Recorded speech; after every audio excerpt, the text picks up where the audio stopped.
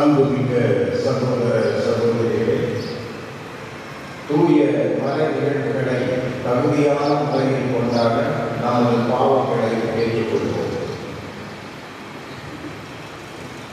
எல்லாம் வல்ல இறைவனிடமும்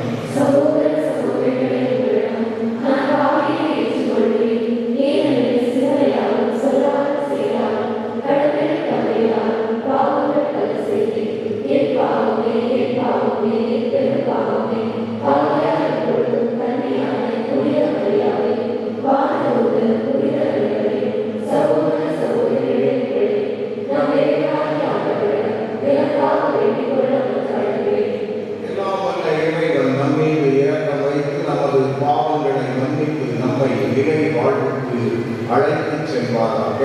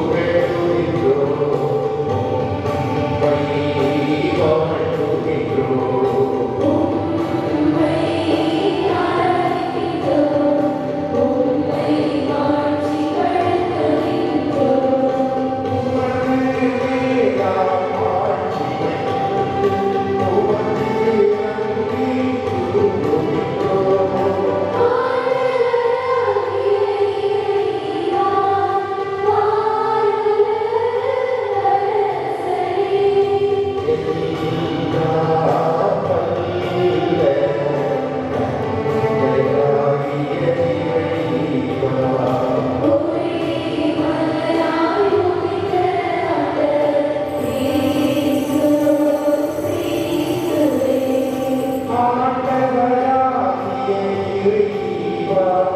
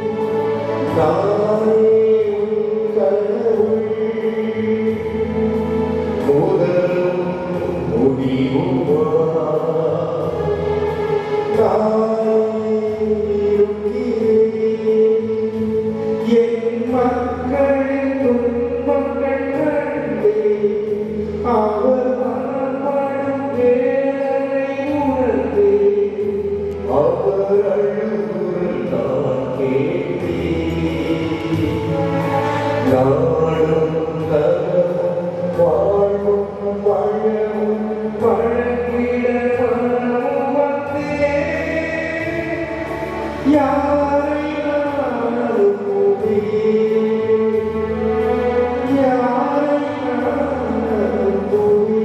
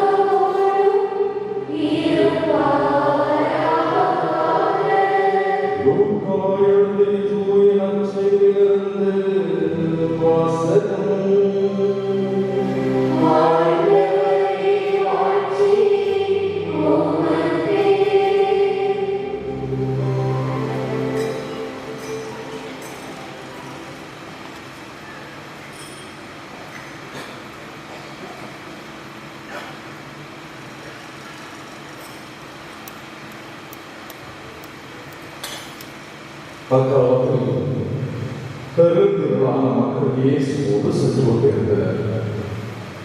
அவர் திரும்பி பார்த்தபோது அவர்களிடம் கூறியது, என்னிடம் வருபவர் தம் தாய் தந்தை மனைவி பிள்ளைகள் சகோதர சகோதரிகள் அனைவரும் ஏன் தம் உயிரை விட மேலாக கருதினால் அவர் என் சீடராக இருக்க முடியாது. தம் சிலுவையை சுமத்தாமல் என் பின் வருபவர் எனக்கு சீடராக இருக்க முடியாது. உங்களுள் யாராவது ஒருவர் கோபுரம் கட்ட விரும்பினால் முதலில் உட்கார்ந்து அதை கட்டி முடிக்க ஆகும் செலவை கணித்து அதற்கான பொருள் வசதி தம்மிடம் இருக்கிறதா என பார்க்க மாட்டாரா?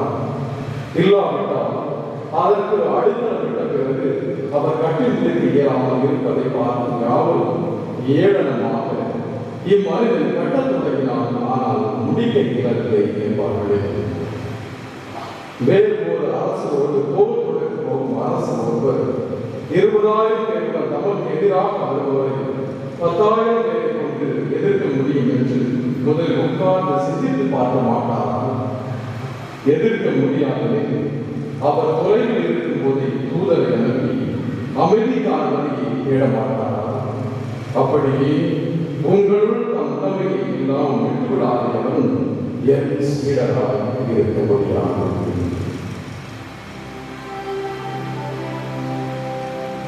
ஆண்டவரின் அருள்வாக்கு.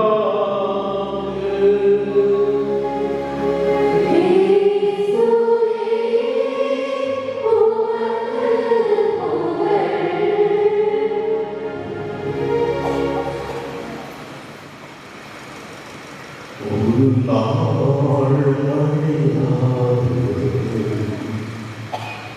என் தெய்வம் இயேசு. அந்த ஒரு நாள் மழையாது என் தெய்வம் இயேசு இந்த கல்வாரி திருப்பலிலே பங்கு கொள்ளவும் நம்முடைய அன்னை ஆரோக்கியனுடைய பிறந்த நாள் விழாவை நாளைய தினத்திலே கொண்டாடுகின்ற வகையிலே 3ஆம் நாள் திருவிழாவை சிறப்பித்துக் கொண்டிருக்கின்ற ஆரோக்கியபுரம் ஊர் மக்களுக்கு வந்திருக்கின்ற அத்தனை பக்தர்கள் உறவினர்களுக்கும் நண்பர்களுக்கும் இன்று தலைமை திருப்பலியில் நடத்தி கொண்டிருக்கின்ற தந்தை ஜான் அவர்கள் பேரால் பாசமிகு தந்தை பிரின்சி அவர்கள் பேரால் என் பெயரால் திருமண சபையிலிருந்து வந்திருக்கின்ற அனைவரின் பேரால் உங்களோடும் 3ஆம் நாள் திருவிழா நல்வாழ்த்துக்களை இருவர கூப்பி இறை ஆசியோடு மகிழ்ச்சியோடு கொண்டு தெரிவித்துக் கொள்கின்றோம். அப்படி பார்க்கிறோம் நாளைக்காரர்களோட திருவிழா வாழ்த்து சொல்லணும். சிரிச்சு அந்த திருவிழா வாழ்த்து சொல்லணும்னா நீயே பார்த்தீங்க பக்கத்தில் வந்து திருவிழா வாழ்த்து சொல்லணும்னு சிரிச்சுட்டு சொல்லணும். வாய்ப்பு சிரிச்சா நம்ம வீட்டுக்கு போகணும். நம்ம நாட்டில் 2 பேரும் சிரிக்காமலே செத்துக்கிட்டாங்க. சிரிக்காமலே இருக்கணும். நம்ம நாட்டில் 2 பேரும் வாழ்க்கையை சிரிச்சே பார்க்க மாட்டீங்க. ஒரு ஆள் சிரிக்காமலே செத்து போயிட்டார். உயிரோடு இல்லை. உள்ளது தான் சொல்லணும். நம்ம பொய்யெல்லாம் சொல்கிறேன்.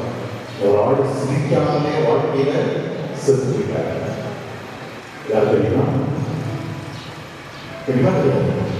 தெரியாது. நானும் சொல்ல மாட்டேன். நம்ம இந்த நாட்டை ஆண்ட ஒரு பிரதமர் நரசிம்மராவ் அவருடைய போட்டோவை எங்கே வேணாலும் போயிட்டு சிரிச்சே பார்க்க சிரிக்காமலே செஞ்சிருக்கிறாங்க. இன்னொரு இருக்கிறார், உயிரோடு இருக்கிறார். வாழ்க்கையில சிரிச்சே பார்க்க மாட்டீங்க. ஆனால் விரதத்துக்கு நீட்டிகிட்டே இருக்கும். எனக்கு எவ்வளோ கட் பண்ண போறான்னு தெரியல. விரதத்துக்கு நீட்டிகிட்டே இருக்கும். ஆனால் வாழ்க்கையில சிரிச்சு பார்த்ததே கிடையாது. பாவி மட்டும் முன்னாடி உட்கார்ந்துருக்காங்க. பாவி மட்டும் முன்னாடி முகத்தை பார்த்தீங்கன்னா இஞ்சி தின்ன பழத்தை பார்த்தீங்கன்னா முகத்தை பார்த்தீங்கன்னா அந்த மாதிரி அப்படியே சிரிச்சுட்டே என்னத்தை கொண்டு போக எதை கொண்டு போவோம்? வாழ்க்கையை சிரிச்சு சந்தோஷமா ஒருத்தர் வாழ்த்தி திருவிழா கொண்டாடுவதுதான் திருவிழாவினுடைய அர்த்தம். இல்லை சிரிக்கவே மாட்டேயா, உங்க வந்தீங்களா, உங்க வேலையை பாருங்க, பிரசங்கத்தை வச்சு போயிட்டேரியா, ஏன் இதெல்லாம் சொல்லிட்டு இருக்கலாம் சொல்லக்கூடாது.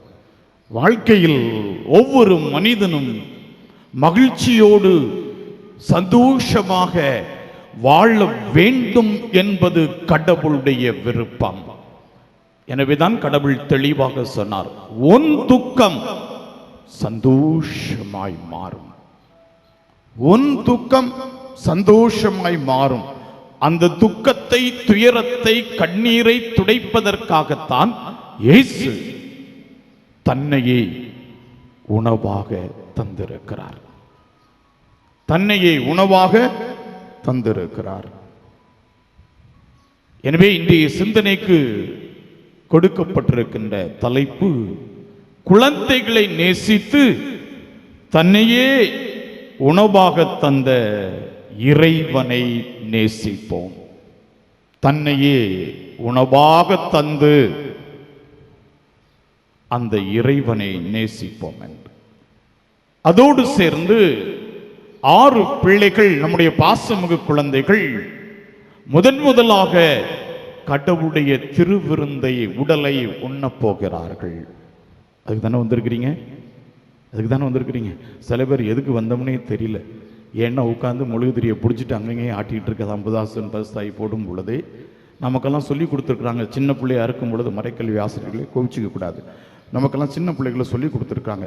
அது மட்டுமல்ல, திரு அவையும் சொல்லி தருகிறது, கிறிஸ்து, இயேசு கிறிஸ்துவின் பெயருக்கு எல்லா தலைமுறையினரும் தலை வணங்கும் என்று சொல்லியிருக்கோமா இல்லையா? அதனால தான் அந்த உன்னதங்களிலே இயேசு கிறிஸ்துவேன்னு சொல்லும் பொழுது எல்லாரும் வணங்குவோம், தலையை குனிவோம். முக்காவாசி பேர் தலையை குனியவே இல்லை. ஏன்னா அந்த தலை வணங்காவிட்டால் என்ன அர்த்தம்? ஆணவன்னு அர்த்தம், ஆங்காரம்னு அர்த்தம், நான் தான் பெரியவன் அர்த்தம். அதனால தான் சொல்றாங்க, இயேசுவின் பெயருக்கு எல்லா தலைமுறையினரும் வணங்கும், தலை வணங்கும் என்று. அந்த இயேசுவுக்கு தலை வணங்கக்கூடிய அந்த உடலைத்தான் நீங்கள் முதலாக அருந்த போகிறீர்கள். முதலாக அருந்த போகிறீர்கள். எனவே இது சாதாரண அப்பம் அல்ல. ஏதோ நமக்கு ஒரு அப்பத்தை கொடுக்குறாங்க, சாப்பிட்டுட்டு போனால் வீட்டில் எல்லாரும் வருவாங்க, உட்காந்து நமக்கு சிலுவையை போட்டுட்டு காசை கொடுப்பாங்க, பணத்தை கொடுப்பாங்க, மோதிரத்தை போடுவாங்க, செயினை போடுவாங்க, இன்னையோட முடிஞ்சுதியா. அப்படிதான் இருக்கு சில இடத்துல. அதான் வேற ஒன்றுமே இல்லை. சில இடத்துல நீங்கள் போய் பாருங்க, இன்னைக்கு நன்மை எடுக்கிறவன் அடுத்த நாள் கோயிலுக்கு உள்ளே வரவே மாட்டாங்க. நன்மை எடுக்கிறது அது எங்கள் பையன்களை எங்களை பொறுத்தல பார்த்தீங்கன்னா சொல்லுவாங்க, ஞான ஸ்நானம் அன்னைக்கு கோயிலுக்குள்ளே வருவான். அவன் வரமாட்டான், தூக்கிட்டு வரணும் பார்த்தீங்களா, அதனால் வருவான். அடுத்து கோயிலுக்கு எப்போ வருவான் தெரியுமா? எப்போ வருவான்? புது நன்மை கொடுக்குற அன்னைக்கு தான் கோயிலுக்குள்ளே வருவான். அது மட்டும் பார்த்தீங்கன்னா வெளியே நின்றுக்கிட்டு இருப்பான், இல்லை எங்கேயாவது ஓடிக்கிட்டு இருப்பான். நான் உள்ளதுபடி சொல்கிறேன். அடுத்து எப்போ கோயிலுக்குள்ளே வருவான் தெரியுமா? பிஷப் உறுதி பூசல் கொடுப்பார்ல, அன்னைக்கு வருவான். அன்னைக்கு கோயிலுக்கு வந்ததோட சரி. அடுத்து எப்போ உள்ள வருவான் தெரியுமா? கல்யாணம் அன்னைக்கு தான் உள்ளே வருவான். கல்யாணம் அன்னைக்கு தான் உள்ள வருவான். வேணா பாருங்க, நிறைய பேர் இந்த சைடில் உட்காந்து என்ன செய்வான், நீங்கள் வேணா ஒரு ரவுண்டு போயிட்டு வாங்க பார்ப்போம். உட்காந்து ஏதாவது நோண்டிக்கிட்டே இருப்பான். இப்போ கடவுளுடைய அருளையும் ஆசிரையும் நாம் எவ்வாறு பெற்றுக்கொண்டு இருக்கிறோம்? புது நன்மை வாங்குவதல்ல, அந்த புது நன்மை, நற்கருணை என்றால் என்ன? நற்கருணை என்று சொல்லக்கூடிய ஒன்று நல்ல கருணை கொண்ட உள்ளம். இதைத்தான் மத்தேயு நற்செய்தி 11:28 தெளிவாக சொல்லுகிறது. பெரும் சுமை சுமந்து சோர்ந்திருப்பவர்களே எல்லோரும் என்னிடம் வாருங்கள், நான் உங்களுக்கு இளைப்பாறுதல் தருவேன்.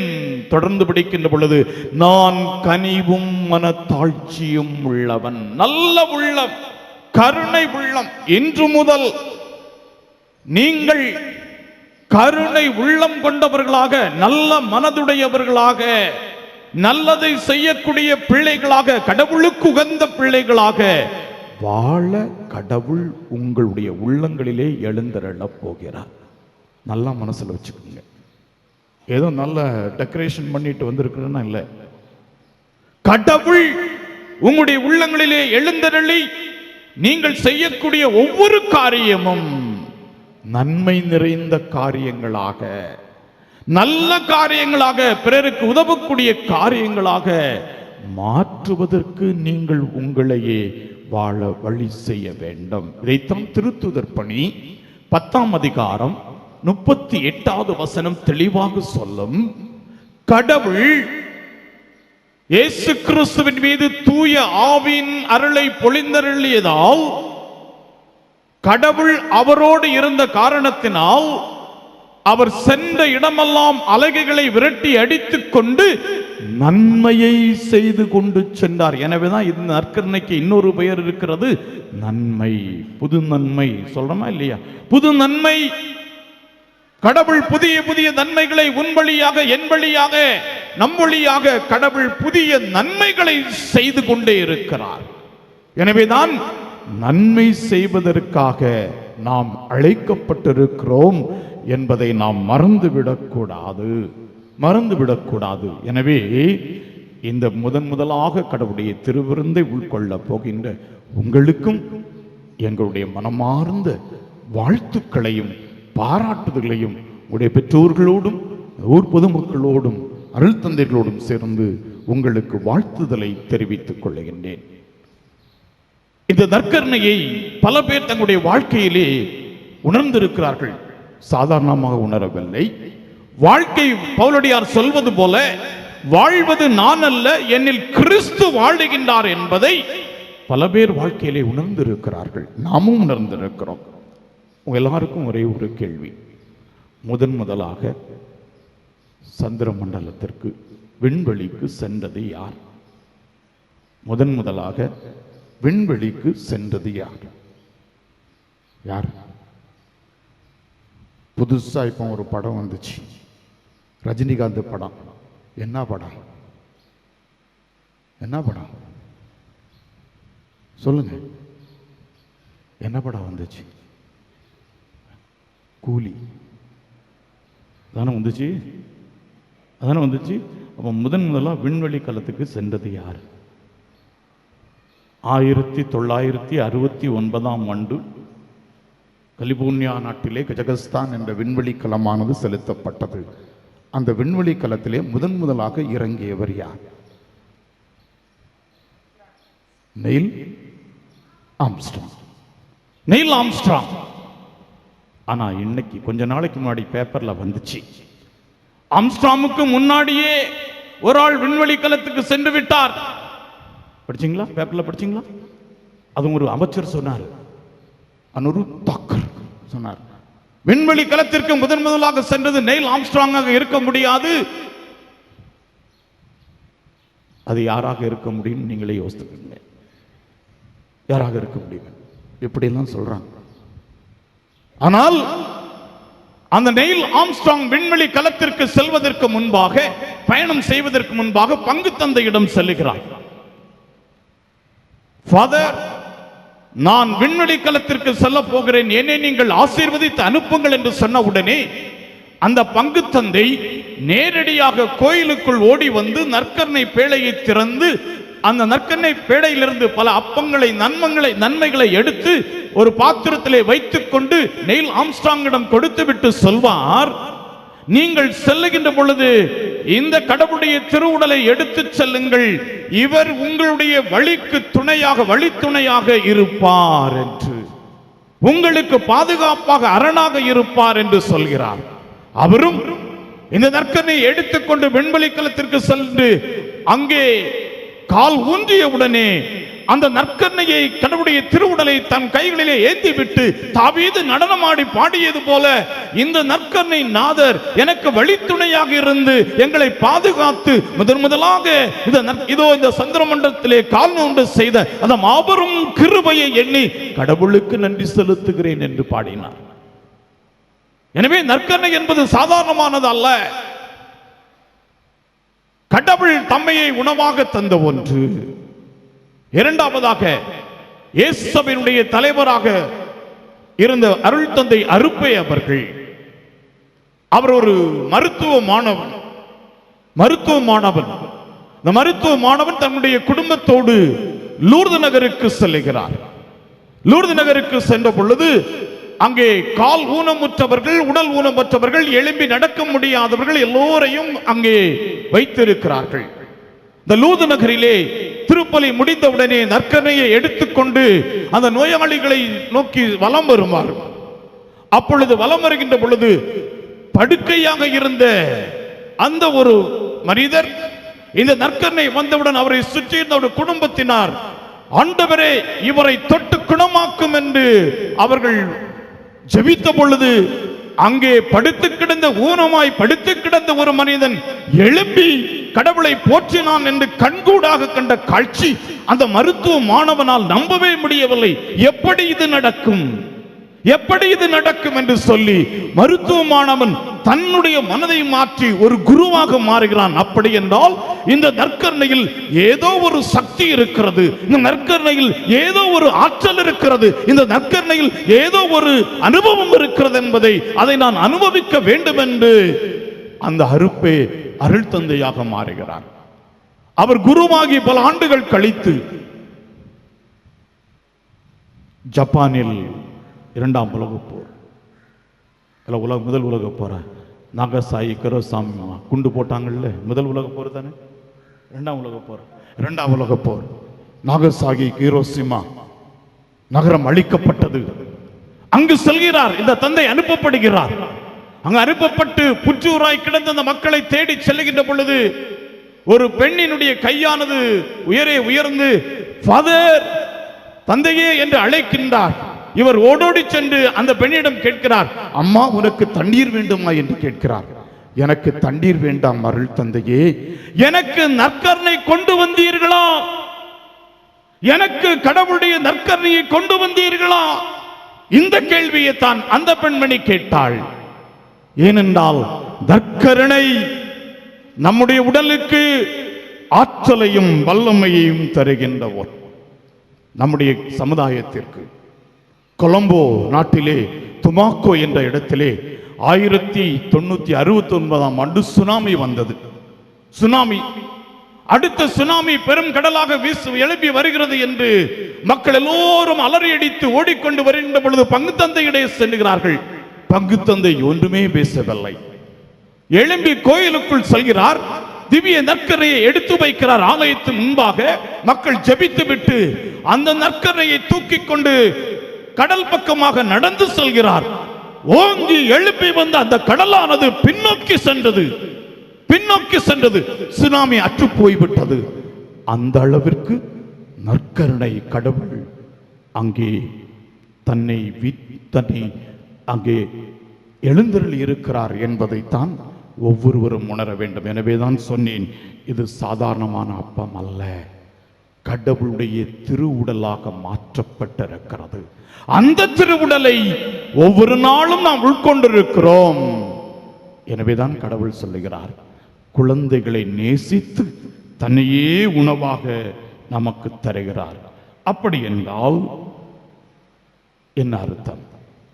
கடவுளுக்கு குழந்தைகளை நன்றாக பிடிக்கும். கடவுள் தன் அன்பை 2 முகங்களில் வெளிப்படுத்துகிறார். ஒன்று, சிறு பிள்ளைகளை அரவணைத்து அன்பு செய்கிறார். இரண்டாவது, நற்கருணை, தன்னையே நற்கருணையில் உணவாக தருகிறார். அந்த அன்பை நற்கருணையின் மூலமாக வெளிப்படுத்துகிறார். இந்த 2 முகங்களும் நம்முடைய வாழ்க்கைக்கு முக்கியமான ஒன்று. கடவுள் சிறுவர்களை அரவணைத்துக் கொள்கிறார். 2, நற்கருணையிலே தன்னுடைய அன்பை முழுவதுமாக வெளிப்படுத்துகிறார். இரண்டாவது, குழந்தைகளை நேசிக்கின்ற ஒரு கடவுள், இறைவன். அதான் இன்றைய சிந்தனை. அவர் குழந்தைகளை நேசித்தார் என்று சொல்லக்கூடிய ஒன்று மத்தேயு நற்செய்தி 19ஆம் அதிகாரம் 14ஆம் வசனமும், மார்க்கு நற்செய்தி 10ஆம் அதிகாரம் 14ஆம் வசனமும் சொல்லுகிறது, சிறு பிள்ளைகளை என்னிடத்திலே வரவிடுங்கள், அவர்களை நான் தொட வேண்டும், அவர்களை தடுக்காதீர்கள், ஏனென்றால் அவர் பிள்ளைகளை நேசிக்கிறார், சிறுவர்களை நேசிக்கிறார், குழந்தைகளை நேசிக்கிறார் என்று மார்க்கு நற்செய்தி 9ஆம் அதிகாரம் 36 முதல் 37 வரை உள்ள இறைவசனங்களை படிக்கிறோம். அவர் சிறு பிள்ளையை அவர்கள் நடுவில் நிறுத்தி அதை அரவணைத்துக் கொண்டு, இத்தகைய சிறு பிள்ளையில் ஒன்றை என் பெயரால் ஏற்றுக்கொள்பவன் எவனும் என்னையே ஏற்றுக்கொள்கிறான். இந்த சிறு பிள்ளைகளை ஏற்றுக்கொள்கிறவர்கள் என்னையே ஏற்றுக்கொள்கிறான், என்னை ஏற்றுக்கொள்ளவன் என்னை அனுப்பின தந்தையை ஏற்றுக்கொள்கிறான் என்று சிறு பிள்ளைகளை அவர் நேசிக்கிறார். அதனுடைய அர்த்தம் என்ன?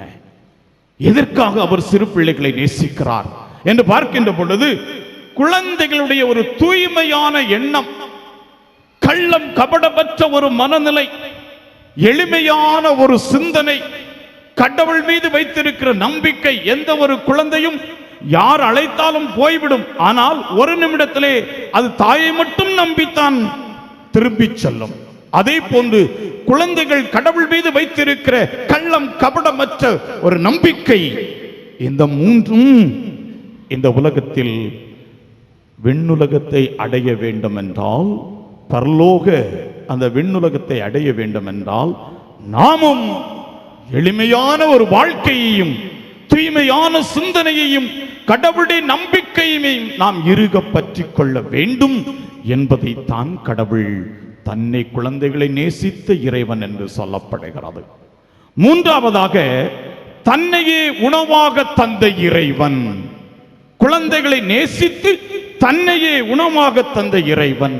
யோவான் நற்செய்தி 6ஆம் அதிகாரம் 51வது வசனம் தெளிவாக சொல்லுகிறது, விண்ணகத்திலிருந்து இறங்கி வந்த உயிர் உள்ள உணவு நானே, இதை எவராவது உண்டால் அவர் என்றுமே வாழ்வார்.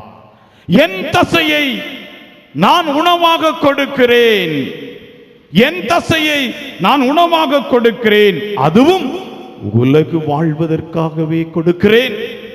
எனவே கடவுள் தன்னையே உணவாக நமக்கு தருகிறார். கடவுள் தன்னையே உணவாக தருகிறார். லூக்கா நற்செய்தி 22ஆம் அதிகாரம் 19வது வசனமும் 1 கொரிந்தியருக்கு எழுதிய திருமுகம் 11ஆம் அதிகாரம் 24 முதல் 25 வரை உள்ள இறைவசனங்களை படிக்கின்ற பொழுது, இது உங்களுக்கான என் உடல், இது உங்களுக்காக சிந்தப்படும் என் இரத்தம், இது நமக்காக சிந்தப்பட்ட இரத்தம், இது நமக்கான உடல். அன்புக்குரியவர்களே, நன்றாக யோசித்து பார்ப்போம். மற்ற தெய்வங்கள் எல்லாம் பலி கேட்கும், மற்ற தெய்வங்கள் எல்லாம் பலி கேட்கும். ஆட்டை பலியாக கொடுக்கிறோம், கோழியை பலியாக கொடுக்கிறோம், ஏன் மனிதர்களை கூட நரபலியாக கொடுக்கிறோம். அதைவிட மேல் சிறு பிள்ளைகளை கூட நரபலியாக கொடுத்து விடுகிறார்கள், கடவுள் கேட்கிறார் என்று. ஆனால் நம் ஆண்டவராக இயேசு கிறிஸ்து மட்டும்தான், நம் ஆண்டவராக இயேசு கிறிஸ்து மட்டும்தான் நாம் ஆள வேண்டும் என்பதற்காக கல்வாரி மலையிலே தன்னை பலியாக்கிய மாபெரும் தெய்வம். அவர் தன்னை பலியாக்கினார். ஆட்டை பலியாக்கவில்லை, செம்மறியை பலியாக்கவில்லை, கோழிகளை பலியாக கேட்கவில்லை, மாறாக தன்னையே உணவாக பலியாக நம்முடைய வாழ்வு, நாம் வாழ்வு பெற வேண்டும் என்பதற்காக கடவுள் தன்னையே பலியாக்கினார். இதுதான் சொல்கிறார், என் உடல், என் இரத்தம். கல்வாரி மலையிலே நமக்காக இரத்தம் சிந்திய அந்த கடவுள் சொல்கிறார், இது என் உடல், இதை நீங்கள் வாங்கி உண்ணுங்கள். என் தசையை உண்டு என் இரத்தத்தை குடிப்பவன் என்னிலே நிலைத்திருக்கிறான் என்று அருமையாக சொல்வார். நான்காவது, நற்கருணையையும் குழந்தையையும் நேசிப்பது. இது நம்முடைய வாழ்க்கையின் 2 தூண்களாக இருக்கிறது. கிறிஸ்துவ வாழ்வினுடைய 2 தூண்கள் என்னவென்றால், குழந்தைகளை நேசிப்பதும் நற்கருணையை நேசிப்பதும். நற்கருணை நேசிப்பதும் ஏனென்றால் நற்கருணை தான் அன்பின் விருந்தாக வாழ்வதற்கான வலிமையை கொடுக்கிறது, வலிமையை கொடுக்கிறது.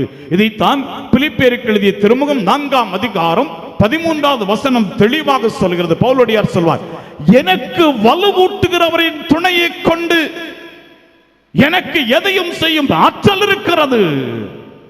அதேதான் சொன்னேன், இது சாதாரணமான அப்பம் அல்ல.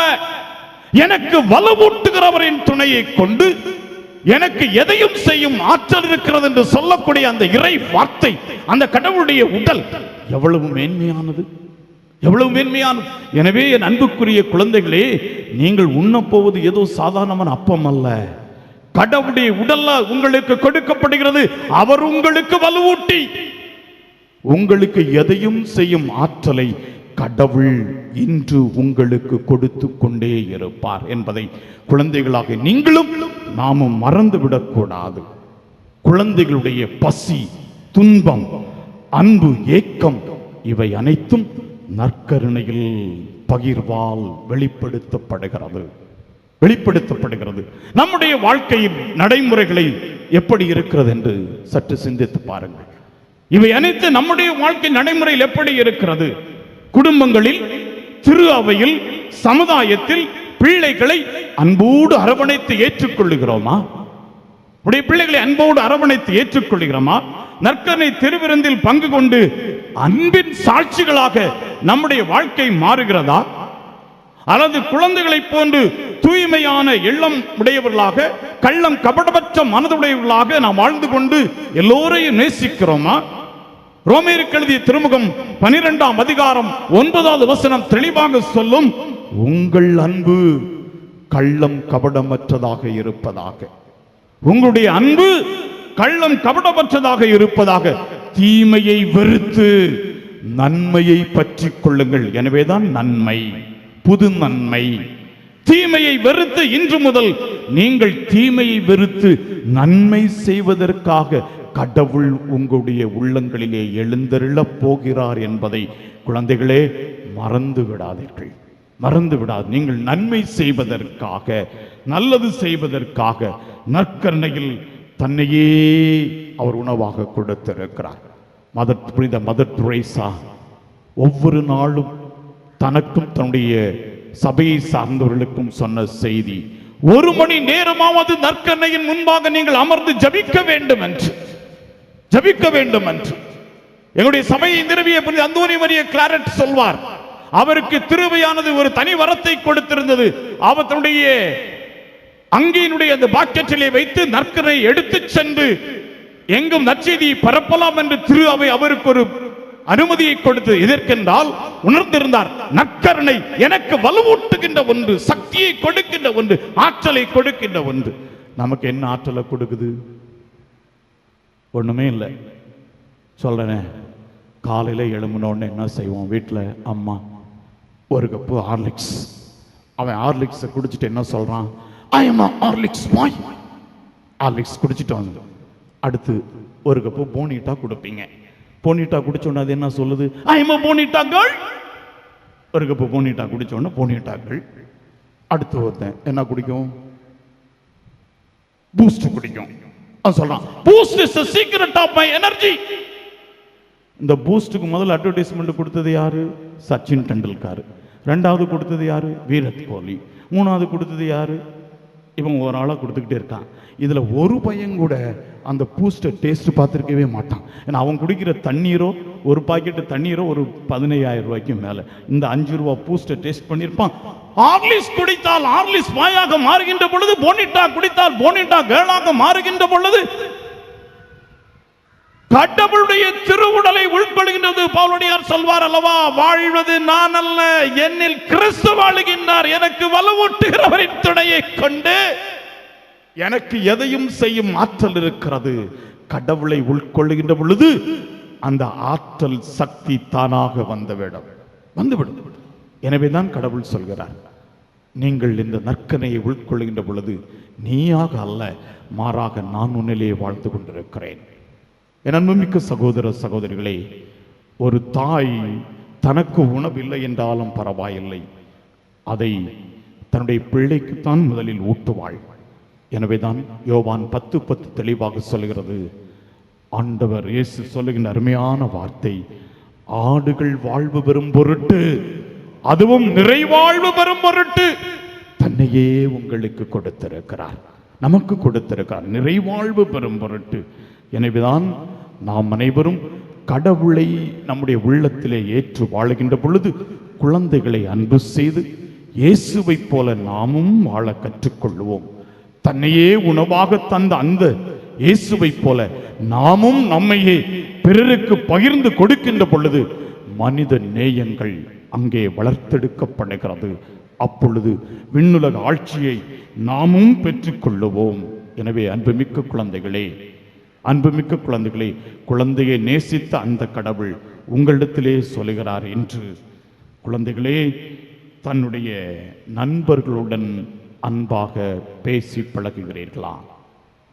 உங்களுடைய பெற்றோர்களை நீங்கள் மதித்து நடக்க கற்றுக்கொண்டிருக்கிறீர்களா? உங்களுடைய ஆசிரியர்கள் உங்களுக்கு சொல்லிக் கொடுக்கின்ற ஒழுக்க நெறிகளை நீங்கள் இன்று கடைபிடிக்கிறீர்களா? அல்லது உன்னோடு பிறந்த அக்கா, அண்ணன், தம்பி, தங்கைகளை மதித்து வாழுகின்றாயா? இயேசுவிடம் தினமும் நீ ஜெபிக்கிறாயா? இயேசுவிடம் நீ தினமும் ஜெபிக்கிறாயா? இவைதான் உங்களுடைய வாழ்க்கையினுடைய முக்கிய நோக்கமாக இருக்க வேண்டும். இயேசுவிடம் தினமும் ஜெபித்து உடைய பெற்றோர்களை மதித்து, எவ்வாறு லூக்கா நற்செய்தி 2:52 சொல்கிறதோ, காணாமல் போன இயேசுவை கண்டுபிடித்தவுடனே அவர் தன்னுடைய பெற்றோர்களோடு சென்ற பொழுது அறிவிலும் ஞானத்திலும் உடலிலும் வளர்ந்து கடவுளுக்கும் மனிதவருக்கும் உகந்தவராக வாழ்ந்தது போல நீங்களும் கடவுளுடைய திருவுடலை உட்கொள்கின்ற நீங்கள் கடவுள் உங்களை நேசிக்கிறார் என்ற ஒரு எண்ணத்தோடு நீங்களும் உங்களுடைய பெற்றோர்களுக்கும் பெரியவர்களுக்கும் உடைய உடன் பிறந்த சகோதர சகோதரிகளுக்கும் நண்பர்களுக்கும் முதியவர்களுக்கும் உகந்த பிள்ளைகளாக, கீழ்ப்படிதல் உள்ள பிள்ளைகளாக வாழ கற்றுக்கொள்ளுங்கள். அப்பொழுதுதான் இன்றைய முதல் வாசகம் சொன்னது போல கடவுள் தன்னுடைய திட்டத்தை உங்களுக்கு வெளிப்படுத்தும். அன்புமிக்க சகோதர சகோதரிகளே, மறையுரையில் கேட்டது போல நமது ஆண்டவர் கனிவும் தாட்சியும் உடையவர். எனவேதான் அவர் கூறுகின்றார், சுமை சுமந்து சோர்ந்திருப்பவர்களே என்னிடம் வாருங்கள், உங்களுக்கு நான் இளைப்பாறுதல் தருவேன் என்று. அந்த இயேசு நம் மீது கருணையும் இரக்கமும் அன்பும் கொண்டவராக இருக்கின்றார்.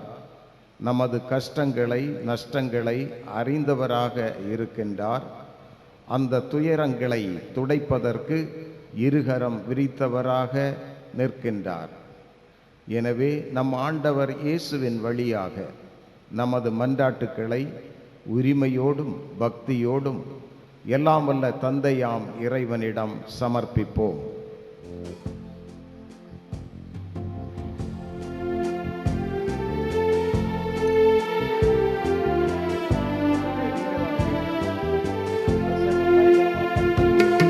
தந்தாய் உந்தனினாசி எம்மில் தங்கிடுக. தந்தாய் உந்தனினாசி எம்மில் தங்கிடுக. அன்பு தந்தையே இறைவா, தாயாம் திருவை வழிநடத்தும் திருத்தந்தை லியோ, ஆயர் பெருமக்கள், குருக்கள், துறவரத்தார் ஆகிய அனைவரையும், இறைமக்கள் ஆகிய எங்களையும் மேலுலக பற்றிய சிந்தனையோடு பயணிக்கும் எதிர்நோக்கின் திருப்பயணிகளாக வாழ வழிநடத்த அருள் புரிய வேண்டும் என்று புனித ஆரோக்கியனை வழியாக இறைவா உம்மை மன்றாடுகிறோம்.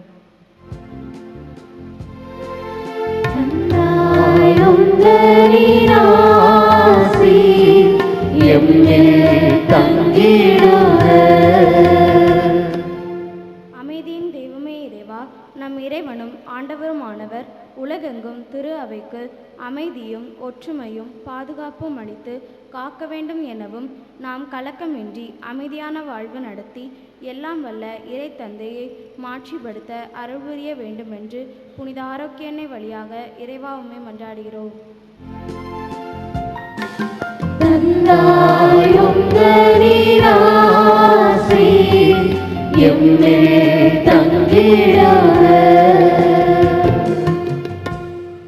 வழிநடத்தும் தந்தையே இறைவா, இங்கே கூடியுள்ள நாங்கள் அனைவரும் பழைய மனித இயல்பையும் அதற்குரிய செயல்களாகிய பரத்தமை, ஒழுக்கக்கேடு, தீய நாட்டம், பேராசை ஆகியவற்றை களைந்து புதிய மனித இயல்பை அணிந்தவர்களாய் புதுப்பிக்கப்பட வேண்டும் என்று புனித ஆரோக்கிய அன்னை வழியாக இறைவா உம்மை மன்றாடுகிறோம்.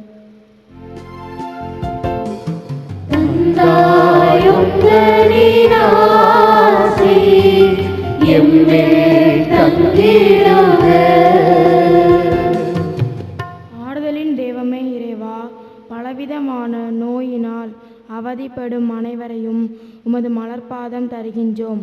அவர்களை உமது வலகரத்தால் தொட்டு குணமாக்கிட வேண்டுமென்று புனித ஆரோக்கிய அன்னை வழியாக இறைவா உம்மை மன்றாடுகிறோம். தந்தாயுந்தரிராசி எம்மில் தங்கிடுக. வழிகாட்டும் வல்லலை இறைவா, நானே உயிருள்ள உணவு, என்னை யாராவது உண்டால் அவர் என்றுமே வாழ்வார் என்று கூறிய இறைவா, கிறிஸ்துவின் திரு உடலையும் திரு இரத்தத்தையும் உட்கொள்ளும் நாங்கள் எங்கள் சிந்தனை, சொல், செயல் அனைத்திலும் உம்மை போல் வாழ்ந்திட வரமருள வேண்டுமென்று புனித ஆரோக்கிய அன்னை வழியாக இறைவா உம்மை மன்றாடுகிறோம். தந்தாயுந்தரிராசி எம்மில் தங்கிடுக. ஆசீர்வதிப்பவரே இறைவா, நாங்கள் மேற்கொள்ளும் செயல்கள் அனைத்திற்கும் ஆசி வழங்குபவரே, எங்கள் கல்வியை எதிரியாக்கி பொழுதுபோக்கை நண்பர்களாக கொண்டுள்ளோம். இந்நிலை மாறவும் நாங்கள் கல்வியிலும் ஞானத்திலும் அறிவிலும் ஒழுக்கத்திலும் சிறந்து விளங்கவும் எங்கள் பெற்றோர்க்கும் ஆசிரியர்களுக்கும் கீழ்ப்படிந்து நடக்கவும் அருள்புரிய வேண்டுமென்று புனித ஆரோக்கிய அன்னை வழியாக இறைவாமை மன்றாடுகிறோம். தந்தாயுந்தரிராசி எம்மில் தங்கிடுக. தந்தாயுந்தரிராசி எம்மில் தங்கிடுக. நமது தனிப்பட்ட வேண்டுதல்களை அமைதியாக நினைத்து எல்லா வல்ல இறைவனை நோக்கி ஜெபிப்போம்.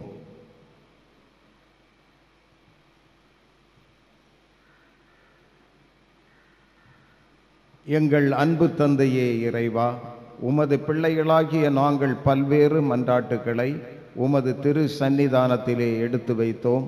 அவைகளை ஏறெடுத்து பார்த்து நிறைவேற்றி தரும்படியாக உம்மை தாழ்ந்து பணிந்து மன்றாடுகின்றோம். ஆண்டவரே, எமது ஊரில் உள்ள சின்னம் சிறியவர்களை ஆசீர்வதியும். அவர்களுக்கு ஞானத்தையும் விவேகத்தையும் தெய்வ பயத்தையும் கொடும். அவர்கள் தங்களது பெற்றோர்களுக்கு கீழ்ப்படிந்து நல்ல பிள்ளைகளாக வாழக்கூடிய வரத்தை கொடுத்தருள்வீராக. எமது ஊரில் உள்ள இளைஞர்களை, இளம் பெண்களை ஆசீர்வதியும். அவர்கள் எந்த சூழ்நிலையிலும் மது போதைக்கும் கஞ்சா பழக்க வழக்கத்திற்கும் அடிமையாகாமல் ஒழுக்கத்தோடும் கட்டுப்பாட்டோடும் இருக்கச் செய்தருளும். தங்களது எதிர்கால வாழ்வை சீரிய முறையில் எதிர்கொள்ளக்கூடிய நல்ல குணத்தையும் பக்குவத்தையும் அவர்களுக்கு கொடுக்க வேண்டும் என்று தாழ்ந்து பணிந்து மன்றாடுகின்றோம். ஆண்டவரே, இன்று உமது திரு உடலையும் திரு இரத்தத்தையும் அருந்த இருக்கின்ற இந்த சிறு பிள்ளைகளை ஆசீர்வதியும். அவர்கள் நாள்தோறும் இந்த நற்கருணையை அருந்தி உம்மை போல வாழ்வில் நல்லவர்களாக மலரக்கூடிய பாக்கியத்தை கொடுத்தருவீராக. எங்கள் ஆண்டவராம் கிறிஸ்து வழியாக உம்மை கெஞ்சி மன்றாடுகிறோம் பரம தந்தையே. ஆமென்.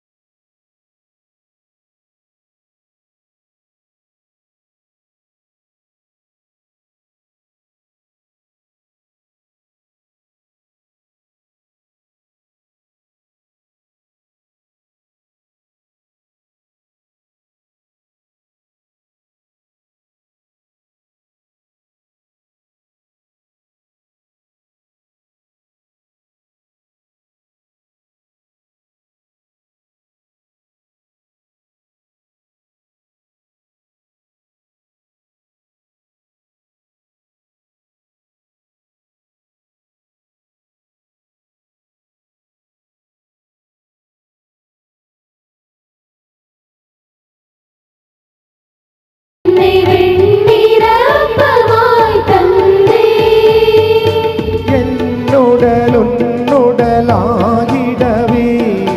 உன்னுடலாய் நான் மாறிடவே என்னுடல் உன்னுடலாகிடவே உன்னுடலாய் நான் மாறிடவே மகிழுடன் தந்தேனே என்னை கனிவுடன் நேர்ப்பாயே மகிழ்வுடன் தந்தேனே என்னை கனிவுடன் நேர்ப்பாயே ஆ ஆ ஆ பணமலராய் அன்பே அர்ச்சனையாக்கிறேன் என்னை அர்ப்பணமலராய் வந்தே அர்ச்சனையாக்கிறேன் என்னை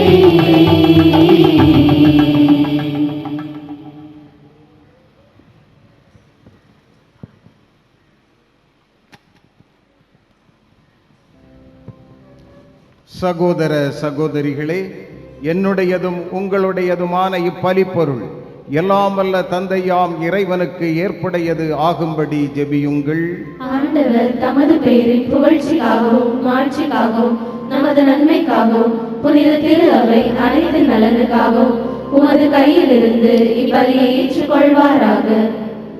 எல்லாம் வல்ல இறைவா, நாங்கள் ஒப்புக் கொடுக்கும் இக்காணிக்கைகள் உமது மீட்பின் மறைபொருளை குறித்து காட்டுகின்றன. அதனால் உமது திரு அவைக்கு ஒற்றுமை அமைதி ஆகிய கொடைகளை கனிவுடன் தந்தருள்வீராக. எங்கள் ஆண்டவராம் கிறிஸ்து வழியாக உம்மை மன்றாடுகின்றோம்.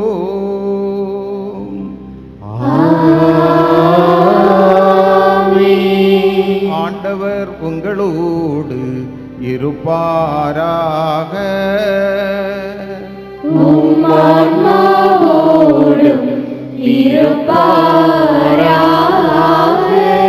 இதயங்களை மேலே எழுப்புங்கள்.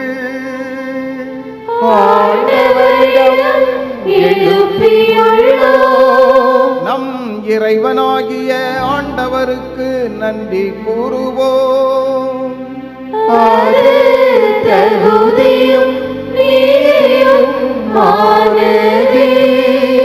ஆண்டவரே, தூயவரான தந்தையே, என்றுமுள்ள எல்லாம் வல்ல இறைவா, எந்நாளும் எவ்விடத்திலும் நாங்கள் உமக்கு நன்றி செலுத்துவது மெய்யாகவே தகுதியும் நீதியுமாகும். எங்கள் கடமையும் மீட்புக்கு உரிய செயலுமாகும். என்றுமுள்ள மெய்யான குருவாகிய அவர் நிலையான பலிமுறையை ஏற்படுத்தினார். மீட்பு அளிக்கும் பலிப்பொருளாக முதலாக தம்மையே உமக்கு ஒப்பு கொடுத்து தம் நினைவாக நாங்களும் பலி செலுத்த வேண்டும் என்று கற்பித்தார். எங்களுக்காக பலியான அவருடைய திருவுடலை உண்ணும் போதெல்லாம் நாங்கள் வலிமை பெறுகின்றோம். அவர் எங்களுக்காக சிந்திய திரு இரத்தத்தை பருகும் போதெல்லாம் நாங்கள் பாவங்களிலிருந்து கழுவப்பட்டு தூய்மை அடைகின்றோம். ஆகவே வானதூதர் முதன்மை வானதூதரோடும் அரியணையில் அமர்வோர் தலைமை தாங்குவோரோடும் வான்படைகள் அணிகள் அனைத்தோடும் சேர்ந்து நாங்களும் உமது மாட்சிமையை புகழ்ந்து பாடி முடிவின்றி சொல்வதாவது: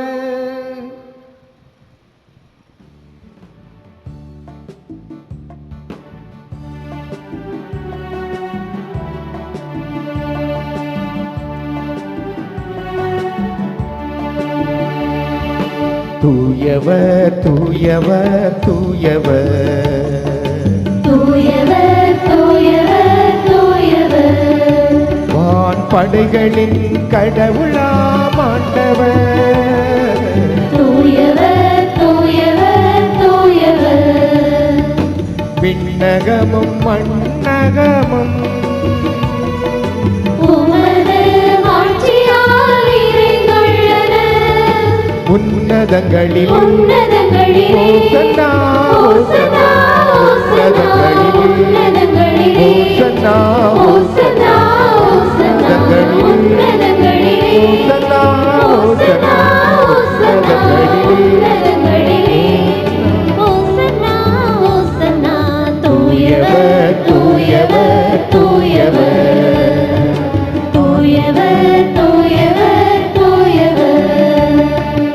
ஆண்டவர் பெயரால் வருகிறவர் ஆசி பெற்றவர். உன்னதங்களில் உன்னதங்களிலே ஓசன்னா ஓசன்னா உன்னதங்களில் ஓசன்னா ஓசன்னா உன்னதங்களில் ஓசன்னா ஓசன்னா உன்னதங்களில் ஓசன்னா.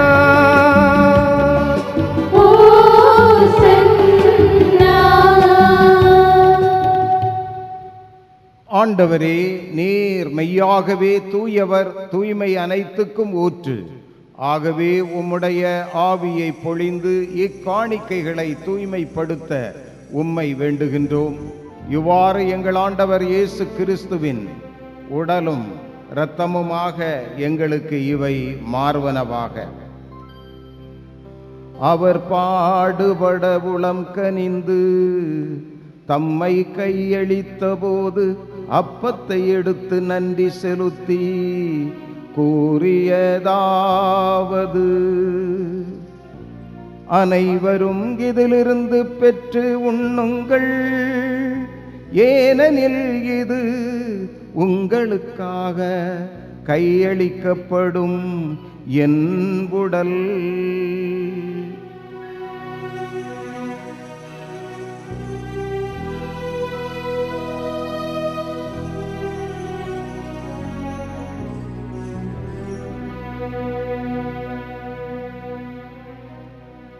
அவ்வண்ணமே இரவு விருந்தை அருந்திய பின் கிண்ணத்தையும் எடுத்து வாழ்த்துரைத்து அவர் கூறியதாவது: அனைவரும் இதிலிருந்து பெற்று பருகுங்கள், ஏனெனில் இது புதிய நிலையான உடன்படிக்கைக்கு உரிய என் இரத்தத்தின் கிண்ணம். இது பாவ மன்னிப்புக்கென்று உங்களுக்காகவும் பலருக்காகவும் சிந்தப்படும். இதனை என் நினைவாக செய்யுங்கள்.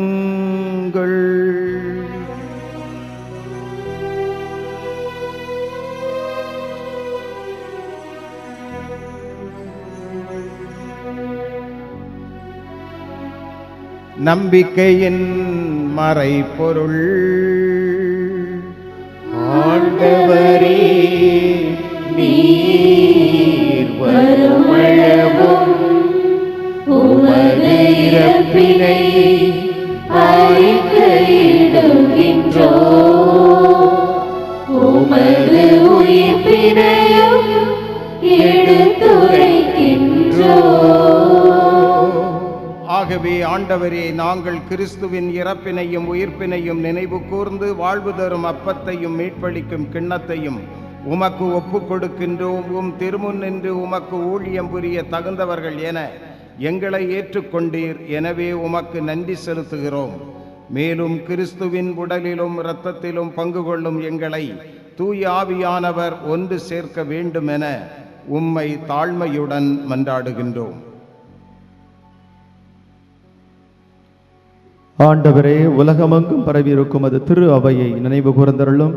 எங்கள் திருத்தந்தை லியோ, எங்கள் ஆயர் நஸ்ரேன் சூசை, எல்லா திருநிலையினர் ஆகிய அனைவரோடும் உமது திரு அவை அன்பில் நிறைவு பெறச் செய்தருளும்.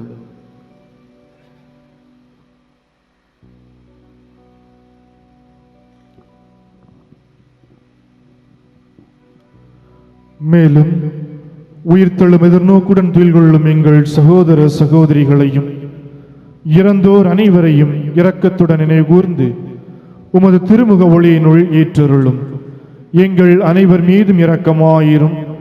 கடவுளின் கன்னித்தாயான புனித மரியா, அவருடைய கணவரான புனித யோசேப்பு, புனித திருத்தூதர்கள், இவ்வுலகில் உமக்கு உகந்தவராய் இருந்தோர் ஆகிய புனிதர் அனைவருடனும் நாங்கள் நிலை வாழ்வில் பங்கு கொள்ளும் தகுதி பெற்று உம் திருமகன் இயேசு கிறிஸ்து வழியாக உம்மை புகழ்ந்தேத்து வரம் அருள உம்மை மன்றாடுகின்றோம்.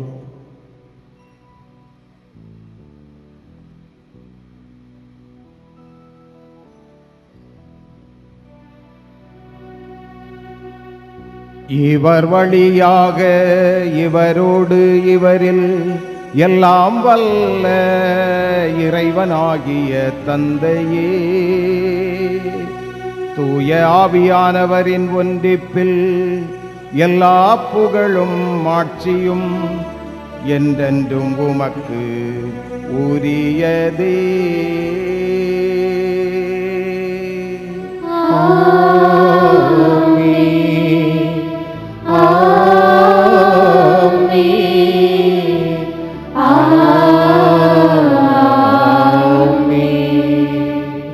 மீட்பரின் கட்டளையால் கற்பிக்கப்பட்டு இறை படிப்பினையால் பயிற்சி பெற்ற நாம் துணிந்து பாடுவோம்.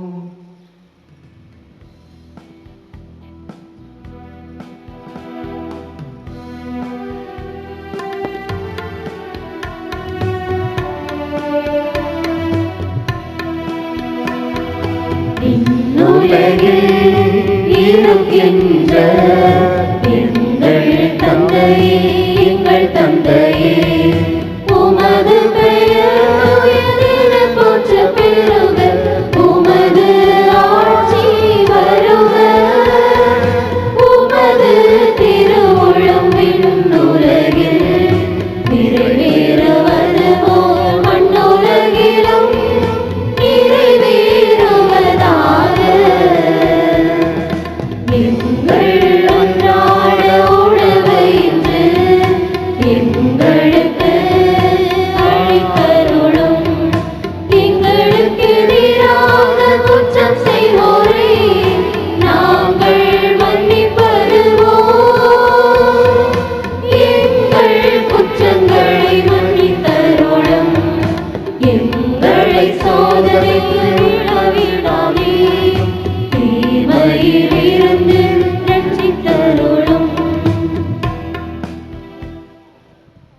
ஆண்டவரே, தீமை அனைத்திலும் இருந்தும் எங்களை விடுவித்து எங்கள் வாழ்நாளில் அமைதியை கனிவுடன் அருள உம்மை மன்றாடுகிறோம். உமது இரக்கத்தின் உதவியால் நாங்கள் பாவத்திலிருந்து எப்போதும் விடுதலை பெற்று யாதொரு கலக்கமும் இன்றி நலமாயிருப்போமாக. நாங்கள் எதிர்நோக்கி இருக்கும் பேரின்பத்துக்காகவும் எம் மீட்பராகிய இயேசு கிறிஸ்துவின் வருகைக்காகவும் காத்திருக்கின்றோம்.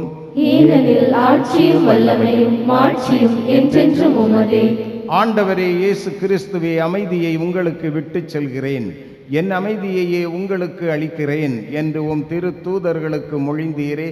எங்கள் பாவங்களை பாராமல் உமது திரு அவையின் நம்பிக்கையை கண்ணோக்கி உமது திருவுளத்துக்கு ஏற்ப அதற்கு அமைதியையும் ஒற்றுமையையும் அளித்தருள்வீராக.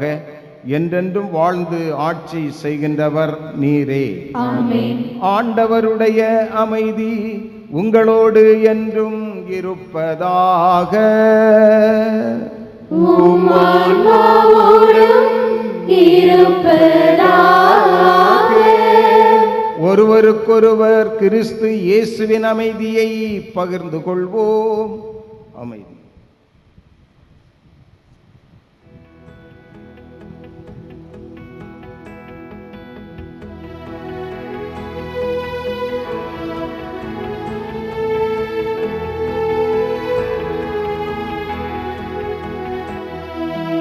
உலகின் பாவம் போக்குகின்ற இறைவனின் செம்மறியே, எம்மேல் இரக்கம் வையும். உலகின் பாவம் போக்குகின்ற இறைவனின் செம்மறியே, எம்மேல் இரக்கம் வையும். உலகின் பாவம் போக்குகின்ற இறைவனின் செம்மறியே எமக்கு அமைதி தந்தருளும் தந்தருளும் தந்தருளும்.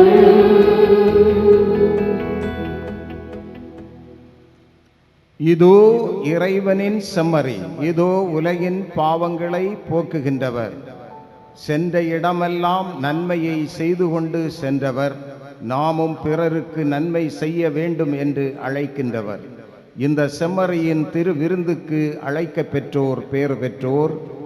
ஆண்டவரே, நீரின் இல்லத்தில் எழுந்தருள நான் தகுதியற்றவள்.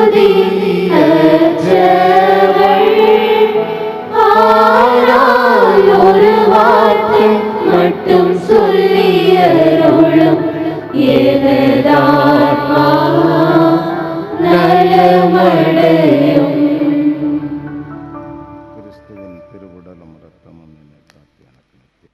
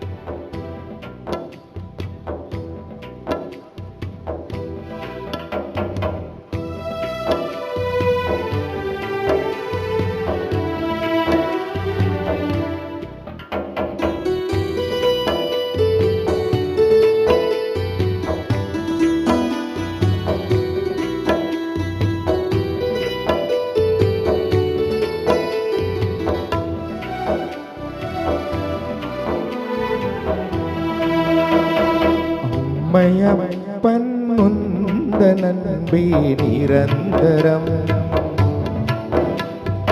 மாறுமுலையில் மாறாவன் உறவி நிரந்தரம்.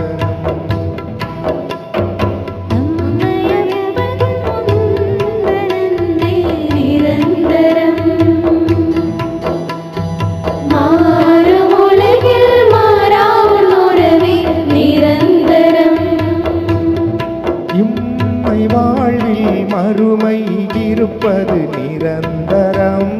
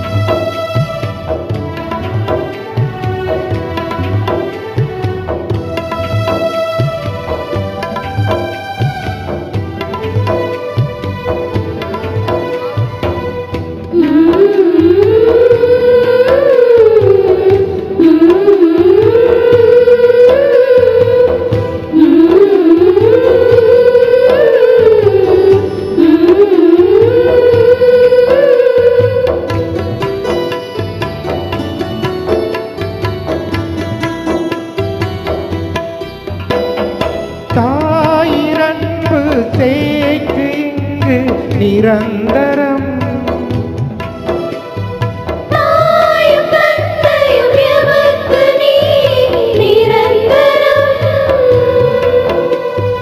தேயும் வாழ்வில் நம்பிக்கை நீ நீயே நிரந்தரம். நான் சாயும் போது காப்பது நீ நிரந்தரம். நான் சாயும் போது காப்பது நீ நிரந்தரம். நிரந்தரம் நிரந்தரம் நீயே நிரந்தரம். நிரந்தரம் நிரந்தரம் நீயே நிரந்தரம்.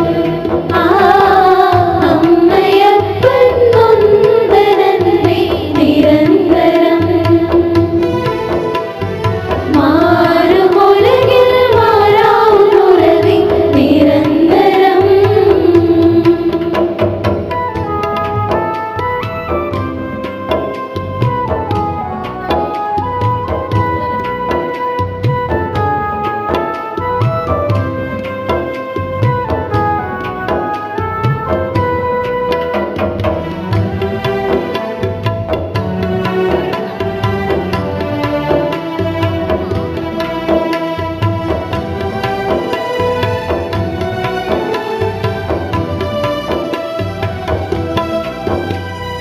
செல்வர்கள் கொணரும் இன்பத்தில் இல்லை நிரந்தரம். பதவியும் புகழும் தருவது இல்லை நிரந்தரம். நிறைவாழ்வு என்றும் நிஜமான நீ நிரந்தரம். அதன் விலையாக என்னை நீ உன்னில் இணைப்பாய் நிரந்தரம். அதன் விலையாக என்னை நீ உன்னில் இணைப்பாய் நிரந்தரம். இம்மை வாழ்வில் மறுமை இருப்பது நிரந்தரம். நான் வாழ்ந்த பின்னும் உன்னில் உயிர்ப்பது நிரந்தரம். நிரந்தரம் நிரந்தரம் நீயே நிரந்தரம். நிரந்தரம் நிரந்தரம் நீயே நிரந்தரம். நிரந்தரம் நிரந்தரம் நீயே நிரந்தரம். நிரந்தரம் நிரந்தரம் நீயே நிரந்தரம். உங்களை எங்களுக்கு பெற்றோராக தந்தமைக்கு கடவுளுக்கு நன்றி சொல்வதோடு எங்களை பெற்று அன்போடு வளர்த்து பேணி காத்த உங்களுக்கு நாங்கள் அனைவரும் நன்றி கூறுகிறோம். இனி வரும் நாட்களிலும் நாங்கள் ஞானத்தோடும் இறை நம்பிக்கையோடும் நல்ல கல்வி அறிவோடும் வளர வேண்டி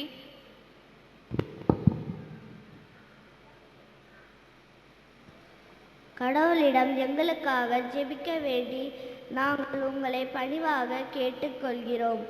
இந்நன்னாளில் இயேசு கிறிஸ்துவின் திரு உடலையும் திரு இரத்தத்தையும் உட்கொள்ள எங்களை தயார்படுத்திய எங்கள் பங்கு தந்தை மற்றும் மரக்கல்வி ஆசிரியர்களுக்கும் நாங்கள் நன்றி கூறுகிறோம். நன்றி. அன்பு பிள்ளைகளே, இன்று முதலாக இயேசு கிறிஸ்துவின் திருவுடலையும் திரு இரத்தத்தையும் உணவாக உட்கொண்டமைக்கு உங்களுக்கு வாழ்த்து கூறுகிறோம்.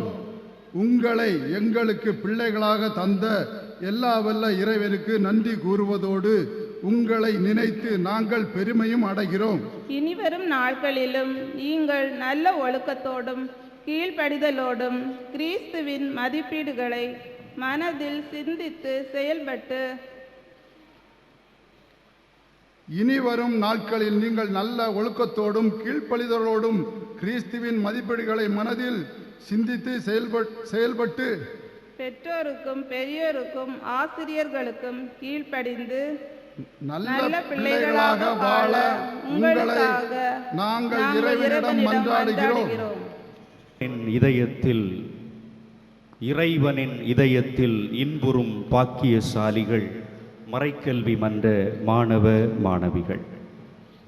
ஒரு முறை ஒரு அருள்பணியாளரிடத்தில் ஒரு இளைஞன் கேட்கிறான், தந்தையே, சாதாரண அப்பமும் சாதாரண திராட்சை ரசமும் எப்படி இயேசுவின் சதையும் இரத்தமுமாக மாற முடியும் என்று கேட்கிறான். அருள் பணியாளர் சொல்லுகிறார், பிறக்கும்போது நீ குழந்தையாக இருந்தாய், இன்று பெரியவனாக இருக்கின்றாய். அப்படி என்றால் நீ உண்ட உணவு சதையும் இரத்தமுமாக உருமாற்றம் பெற முடியும் என்றால் இயேசுவின் வார்த்தைகளுக்கு ஏற்ப அப்பமும் இரசமும் இயேசுவின் உடலும் இரத்தமுமாக மாறும் என்பதில் எந்தவித சந்தேகமும் வேண்டாம். எனவே நம்புவோம், நற்கருணையில் நலம் பெறுவோம். இறை இயேசுவில் அன்புமிக்க சகோதர சகோதரிகளே, உங்கள் யாவருக்கும் பங்கு குடும்ப விழாவின் 3வது நாள் திருவிழா நல்வாழ்த்துதலை இங்கிருக்கும் அத்தனை அருள் பணியாளர்கள் சார்பாக தெரிவிப்பதில் மகிழ்ச்சி அடைகின்றேன். அன்பு நிறைந்தோரே, நமது பங்கு குடும்ப விழாவின் 3ஆம் நாள் திருவிழா திருப்பலிக்கு தலைமையேற்று நம்முடைய பங்கு சமூகத்தை சார்ந்த 6 அன்பு பிள்ளைகளுக்கு முதல் திருவிருந்து வழங்கி நம் அனைவருக்காகவும் மிகச் சிறப்பான விதத்தில் இறைவேண்டல் செய்தவர்கள் பேரருள் பணி அருள்பணி முனைவர் ஜான் தமஸ்க் அவர்கள். தற்பொழுது நம்முடைய கன்னியாகுமரி வட்டாரத்தில் உள்ள மிக முக்கியமான ஒரு பணித்தளமாகிய ஆன்மீக தோட்டத்தினுடைய இயக்குனர் தந்தையாக மிகச் சிறப்பாக தன்னுடைய ஆன்மீக பணிகளை செய்து கொண்டிருக்கிறார்கள். தந்தை அவர்கள் நம்முடைய கோட்டாறு மறை மாவட்டத்தில் உள்ள மிக முக்கியமான பொறுப்புகளில் பணியாற்றியவர்கள்.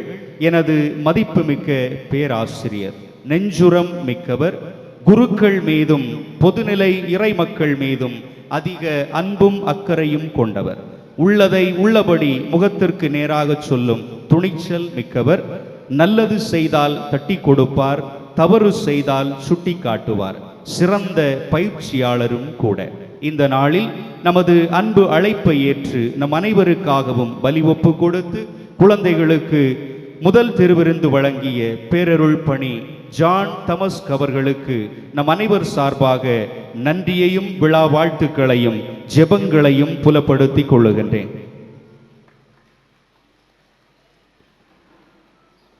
குழந்தைகளை நேசித்து தன்னையே உணவாக தந்த இறைவனை அனுபவிப்போம் என்ற மைய சிந்தனையில் ஆழமான அதே நேரம் கருத்து செறிவுள்ள முழுக்க முழுக்க இறை வார்த்தையின் ஒளியில் சமூக கரிசனைகளோடு குடும்ப பின்னணிகளோடு மிகச் சிறந்ததொரு அருளுரை ஆற்றியவர்கள் அருள்பணி தனிஸ்லாஸ் அவர்கள். நம் அனைவருக்கும் பரிச்சயமான ஒரு முகம். தற்சமயம் தந்தை அவர்கள் மறை மாநில ஆலோசகராக கிளரிசார்கள். இந்த நாளில் நம்முடைய குடும்ப விழாவில் இணைந்து நமக்காக ஜெபித்த இந்த 4 நல்ல அன்பும் பாசமும் கொண்ட அருள் பணியாளர்களுக்கு நம் அனைவர் சார்பாக நன்றியையும் பாராட்டுக்களையும் ஜெபங்களையும் விழா வாழ்த்துக்களையும் மகிழ்ச்சியோடு தெரிவித்துக் கொள்ளுகிறேன்.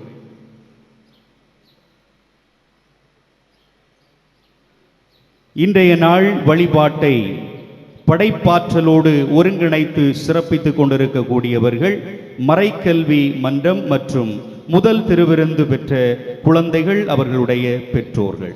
உண்மையிலேயே சிறந்த தயாரிப்பு, புதிய புதிய முயற்சிகள், நல்ல ஆசிரியர்கள், தன்னலம் கருதா தொண்டு என பொருளுள்ள விதமாய் இந்த வழிபாட்டு நிகழ்வுகளை ஒருங்கிணைத்து சிறப்பித்த மறைக்கல்வி மன்றம் முதல் திருவிருந்து பெற்ற குழந்தைகள் பெற்றோர்களுக்கு நன்றியும் பாராட்டுக்களும் விழா வாழ்த்துக்களும். இப்பொழுது புதுநன்மை பெற்ற 6 குழந்தைகளையும் பாராட்டுகின்ற விதமாக இந்த புதுநன்மையினுடைய ஒரு சிறிய அடையாளமாக சான்றிதழ்கள் வழங்கப்படுகிறது. எனவே இந்த சான்றிதழ்களை வழங்க நம்முடைய மண்ணின் மைந்தர் அருள்பணி மெல்டஸ் அவர்களை அன்பாய் அழைக்கின்றேன். Jonathan Godfrey,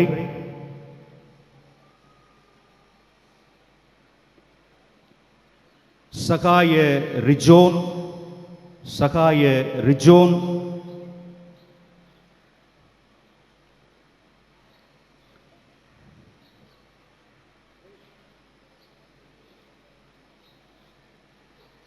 Stefin ரிஜோய்ஸ்,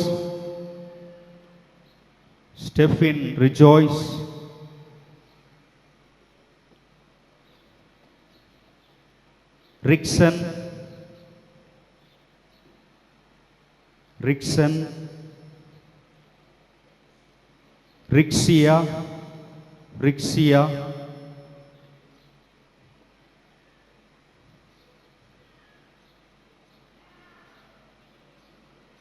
ரிக்சியா, Afsana.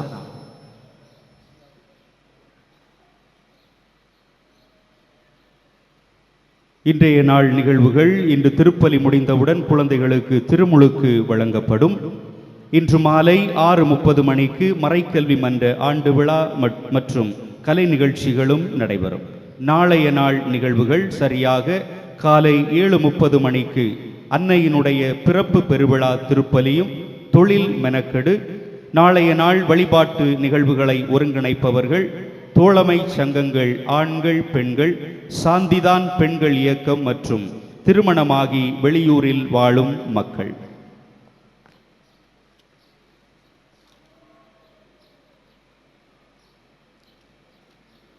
கடந்த ஞாயிறு திருப்பலி காணிக்கை, முதல் திருப்பலி காணிக்கை 2358, இரண்டாம் திருப்பலி காணிக்கை 2246, 8வது அன்பியம் வழியாக ரூபாய் 1000, மொத்தம் 5064. பள்ளி ஆசிரியர்கள் 3 பேர் சார்பாக ரூபாய் 10,000. ஆலய நன்கொடையாக 6A அன்பியத்தை சார்ந்த பெயர் சொல்ல விரும்பாதவர் ரூபாய் 2000, 6B அன்பியத்தை சார்ந்த பெயர் சொல்ல விரும்பாதவர் ரூபாய் 2000, 6A அன்பியத்தை சார்ந்த பெயர் சொல்ல விரும்பாதவர் ரூபாய் 1000, 1வது அன்பியத்தை சார்ந்த பெயர் சொல்ல விரும்பாதவர் ரூபாய் 1000. கொல்லம் குஞ்சுமோன் வழியாக கொடிமரத்திற்கான நன்கொடை ரூபாய் 4000. 4வது அன்பியத்தை சார்ந்த பெயர் சொல்ல விரும்பாதவர் புதுமை புனிதர் புனித அந்தோனியாருக்கு நன்றியாக ரூபாய் 5000. அனைவரும் நன்றி மன்றாட்டிற்காக எழுந்து நிற்போம். அன்புமிக்க சகோதர சகோதரிகளே, மிக அருமையான காட்சி. ஆலயம் நிறைய மக்கள் வெள்ளம், பார்ப்பதற்கு பசுமையாக இருக்கின்றது. பாடல் குழுவினர் மிக சிறப்பாக பாடினார்கள். முன்னுரையும் நன்றியுரையும் ஜோடி போட்டு வாசித்தார்கள். இது படைப்பாற்றலை, கிரியேட்டிவிட்டியை காட்டுகின்றது. இந்த புது நன்மை விழாவை நிச்சயமாக மறைக்கல்வி ஆசிரியர்கள் மட்டுமல்ல, அனைவருமே ஒருங்கிணைத்து செயல்படுத்தி இருக்கிறீர்கள். அவர்களுக்கெல்லாம் தலைமை ஒருங்கிணைப்பாளராக இருந்து செயல்பட்டவர் உங்களது பங்கு தந்தை, எனது அருமை தம்பி கிங்ஸ்லி. எல்லோருக்கும் நன்றி சொன்னார். உண்மையிலே நாம் தான் அவருக்கு நன்றி சொல்ல வேண்டும். இந்த அழகிய ஏற்பாடுகளை செய்து எல்லாவற்றையும் வெற்றிகரமாக முடித்திருக்கின்ற அருள் தந்தை கிங்ஸ்லி அவர்களுக்கு எங்களது அருள் பணியாளர்கள் அனைவர் சார்பாகவும் உங்கள் சார்பாகவும் நன்றியை தெரிவித்துக் கொள்கிறேன்.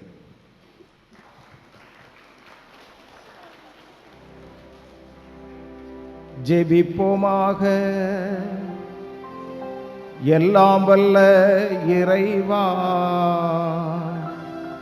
உயர் மதிப்புள்ள உம் திருவுடலையும் திரு இரத்தத்தையும் நாங்கள் இவ்வுலகில் உட்கொள்வது உமது இறைத்தன்மையை சுவைத்து இன்புறுவதன் முன்னடையாளமாக திகழ்கின்றது. அதனால் நாங்கள் அப்பேரின்பத்தில் என்றென்றும் மகிழ்ந்திருக்க அருள் புரிவீராக. எங்கள் ஆண்டவராம் கிறிஸ்து வழியாக உம்மை மன்றாடுகிறோம்.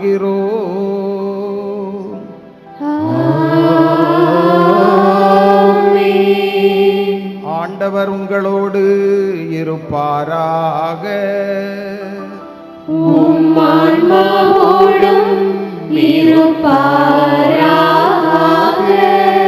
எல்லாம் வல்ல இறைவன் தந்தை, மகன், தூயாவியானவர் உங்களுக்கு ஆசி வழங்குவாராக.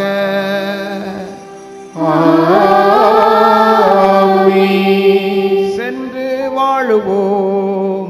திருப்பலி நிறைவேறிற்று. இறைவனுக்கு நன்றி.